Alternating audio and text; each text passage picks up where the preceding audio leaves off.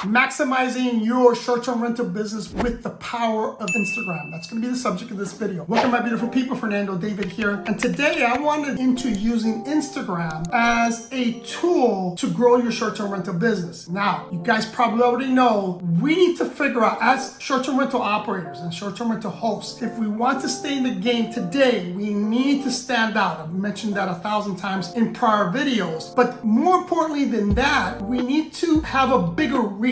Long gone are the days in which we can put a property on Airbnb, have Airbnb do all the work, and then expect to have our properties occupied 100%. More and more, that's gone by the wayside. More and more, we as operators have to figure out how we can extend our reach and how we can bring in people so we can have our occupancy rate go higher, in turn have our revenue go higher, because without guests, we don't have a business. I've said that 1,000 times. If you are a business owner, regardless of which business you're in, without customers, you don't have a business. So today I want to deep dive into Instagram because it's a tool that I've been using and it's a tool that I've had a lot of success in, and I firmly believe you can have the same success if you focus on using Instagram, but more importantly, if you understand how to use Instagram to grow your short-term rental business. So the first thing I want to talk about is the basics, right? Let's just start talking about the beginning. That is your profile. Many of us, including myself, had an Instagram page, right? We've had an Instagram page. Some of us weren't using Instagram for our business. We were just using it to engage with our friends and family. And that pretty much was the extent of our use with social media. What I want to do, or what I want you to do, is I want you to analyze your actual page today. If you have a strong or large following and you don't mind shifting, then I highly recommend you keep that page, but let's optimize it and focus that page towards your business. Now, if you don't have a big following, meaning if you only have a couple hundred followers and most of the followers are just your friends and family members, we don't have to go that route. I highly recommend that you start from scratch. I make that comment because even before I started using Instagram, I had a page and I had a decent following because I have had other interests. I've been around for a long time, and for some reason I attracted a lot of followers, especially when it was related to the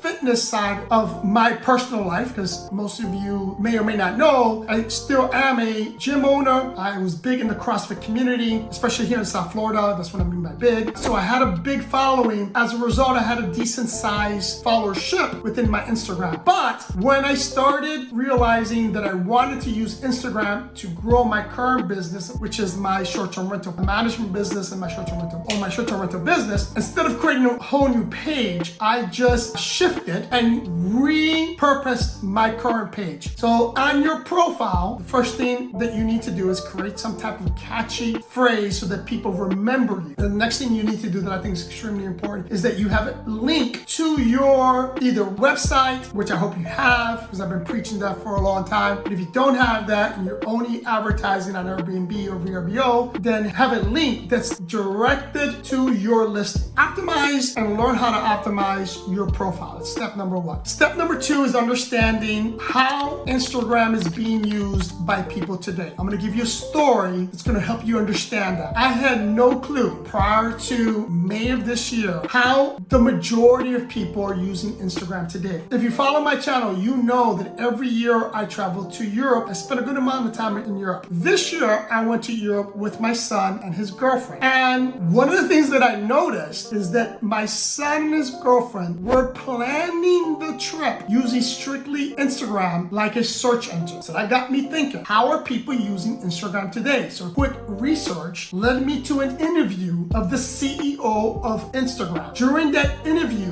the person interviewing him asked them several key questions. One of the questions was, how are people using Instagram and how has Instagram changed since its inception, and how is Instagram adapting to its usership? Here's two things that blew my mind. Number one, Instagram has become, or most people are using Instagram today as a search engine. That's extremely important because that's going to dictate, or that to me has dictated how I create content for my Instagram. More importantly, that helps me understand how future customers are using Instagram. Again, understanding how they're using Instagram will help you understand on what type of content you should be creating so that you can reach out to that customer and hopefully convert or that person following you or that person viewing your content as a future customer. That's number one. Number two, one of the things that he mentioned, and then I looked at my pattern of using Instagram, is the following. More and more people are using Instagram as a communication tool. What do I mean by that? They are using Instagram to communicate with each other via DMs. That should not have been a surprise to me because I constantly communicate with my followers using DMs. I get DMs, I get hundreds of DMs daily from people that watch my content, have questions about my content, or want to get to know me personally. They're doing that through DMs. And here's the interesting part. Not only are they communicating with me via Instagram using DMs, but oftentimes, because it wasn't a form of communication that I was used to, I would oftentimes pass on my phone number so they can communicate me either through WhatsApp or call me or text, right? Or I would give them my email, but yet they will still, even though they have those ways to communicate with me, they'll still DM me. That is extremely powerful information, people, because knowing that allows you to better understand how people are using Instagram and how you can reach that potential guest. Really important that you understand that. Going back to content. So when you create your content, I highly recommend, don't just use your Instagram page as don't be too business-like is what I want to say, right? Instagram should promote your business, but Instagram should also be a way for you to get to know new people or stay in touch with old people, like stay in touch with your friends, family members, and in my case, prior guests. Get to expand and reach and get a further reach for your customer base. But the only way you're going to do that is by having people get to know you. That's really important here, people. If you're going to use percentage, this is what I mean by that. So if you go to my Instagram page, I'm constantly promoting my business, but I promote it in a way that it's not salesy. I'm not in your face constantly selling you something. I am in your face constantly promoting me and my business. But when I say me, most of my content is about me traveling, because travel is part of my business. It's about me talking about my properties, and it's about me trying to encourage you to be a better version of yourself, learning more about you through travel, right? So if you go to my Instagram page, I would say that probably, I don't know, maybe 60-70% of my content is directly towards my business. Another 30% is personal. And when I say personal, not 100% personal. So for example, I don't post a lot of pictures of myself with my inner circle. It's rare that with the exception of my son, it's rare that you see me post pictures of my mom, my family. You're not gonna see that on my page because I really kind of want to keep some of my stuff private. But I do post about me, my likes, my wants, my desires, who I am as a person. So you'll get to see that. I highly recommend you do the same. Again, your content should be directed toward what I just mentioned, what people are using Instagram for, right? Using it as a search engine. So when you create your content about your property, about your area, make it instructional, right? Make it so that people learn something, are educated about your property, about your neighborhood, about your amenities. Make it educational, because that's very important. But again, the next thing I want to talk about is engagement. Again, the only way you're going to get engagement, the only way you're going to get people to engage with you and your channel is when you open up about you, by understanding that when someone's going to stay on your property, they don't just want to know about the property, they want to know about the host who's managing that property. A lot of you forget that. So really make yourself personable, make yourself available to the person that's coming to your property. I'm going to go back to the story when we traveled. One of the things that we did a lot of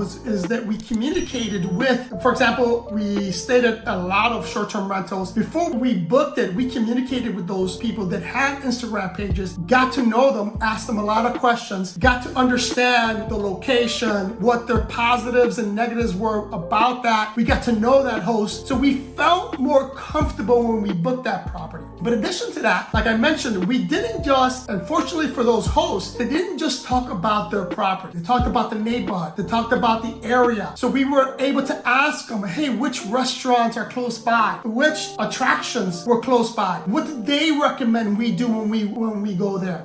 How's transportation? What's walking distance? We knew all that before we even got there. So again, you can do the same. And that engagement, that back and forth happened on Instagram, which allowed the algorithm to see us as active active participant within Instagram, which allows them to go ahead and reach out to people that you normally couldn't reach out to. They'll promote you in and of itself. Just like I mentioned about an Airbnb listing, it's considered like an Instagram page, and engagement's going to help promote it. The same thing applies to Instagram, right? The more engagement you have, the more you're going to be suggested to other followers. The next thing to grow your followership, besides having that engagement, that deep level engagement with other people, is to collaborate with other influencers. I mentioned this on another video. We did that. It was very successful, and we continue to do that. Now we're kind of selective on who we're going to team up with, but I always team up with someone that has a strong following, someone that's in the travel industry. They don't necessarily need to be short-term rental hosts or operators. And in fact,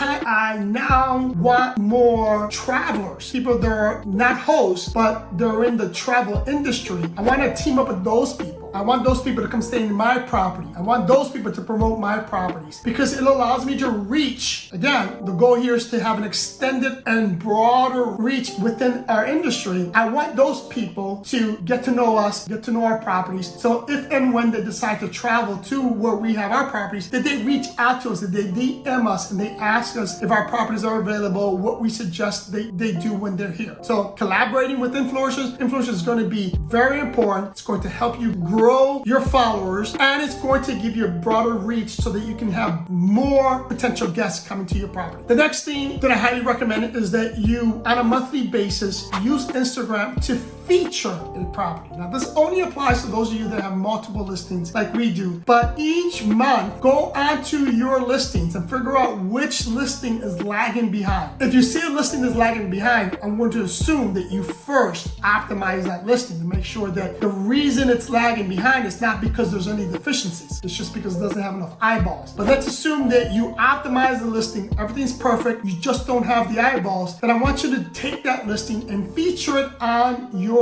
Instagram and use that property and feature it throughout the month. I like to, the month prior, figure out which listings I'm going to feature, and then I'm going to do a lot of marketing related to that property on my Instagram page. Highly recommend you do the same or something similar so that you can constantly be bringing up those lagging properties within your portfolio. The last thing I'm going to talk about when on your Instagram that a lot of people forget is that you have a call to action. Now, let me tie in this within that call to action. I'm not a big fan of doing promotions, like paid promotions with your Instagram. You can do that. For some people it works. We've done it. We still do it, but we don't do that a lot. But what we do is that we have a call to action on a lot of our properties. If you look at especially my stories, I always have a call to actions in my story. I'll have a link, either tell you to book, or that link is going to have some kind of pointer to it so that you can go to our webpage and or you can go into other social media channels like this YouTube channel so you can learn more about the property. But the point here is that you have to have a call to action. Just like if you've been part of my YouTube channel, I always ask you to either like, subscribe, or to buy me a coffee in my videos, right? And I'm going to do the same right now, right? Please like this channel, subscribe to this channel if you haven't subscribed. And if you want to ask me questions and you want to communicate on a one-on-one basis with me, the best way to do it is to buy me a coffee. In addition to that, if you want to donate to the channel so that I can continue to provide this type of content, then just buy me the coffee. I'm still, regardless of what happens, going to send you my email so that you can have my personal email if you buy me a coffee. But the point here is that you always need to close a video with a call to action. It's like I'm doing now, because I'm about to end this video. I'm asking you to like, subscribe, to follow me on Instagram, and to buy me a coffee. I hope this information was useful. If it was, do what I just suggested. I love you guys, and I'll see you in the next one.